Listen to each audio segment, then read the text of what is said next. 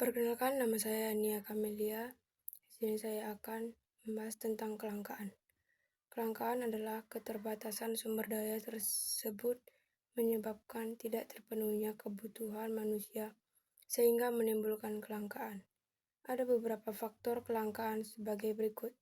Yang pertama adalah pertumbuhan penduduk yang tidak diiringi dengan peningkatan jumlah produksi alat pemuas kebutuhan akan menghambat pemenuhan kebutuhan. Sifat pasti berkeinginan memiliki suatu barang atau jasa dalam jumlah yang banyak dan beragam. Yang ketiga yaitu perkembangan teknologi.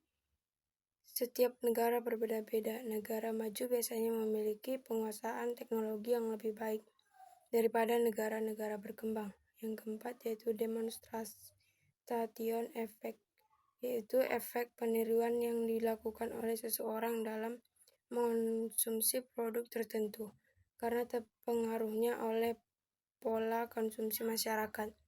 Yang kelima yaitu kerusakan sumber daya alam akibat ulah manusia. Contohnya seperti tindakan manusia yang dapat merusak sumber daya alam adalah pengunduran tanah, pemburuan liar, dan pencemaran lingkungan. Kerusakan tersebut dapat menyebabkan kelangkaan. Yang keenam yaitu keterbatasan kemampuan manusia dalam mengelola sumber daya ekonomi. Kualitas pendidikan akan berbanding lurus dengan kemajuan ekonomi dan industri. Untuk mengatasi masalah kelangkaan alat pemuas kebutuhan adalah beberapa, yaitu yang pertama adalah efisien dalam menggunakan sumber daya alam, yang kedua yaitu menggunakan teknologi untuk proses produksi, yang ketiga yaitu menjaga kelestarian sumber daya alam, dan tindakan motif dan prinsip ekonomi. Yang pertama adalah tindakan ekonomi adalah segala tindakan yang dilakukan oleh manusia untuk memenuhi kebutuhan hidupnya. Tindakan ekonomi yang tepat adalah tindakan ekonomi yang rasional.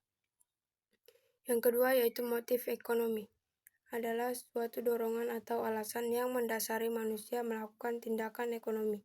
Motif ekonomi setiap orang berbeda-beda. Contohnya seperti motif seorang produsen melakukan kegiatan produksi adalah memperoleh keuntungan sebesar-besarnya.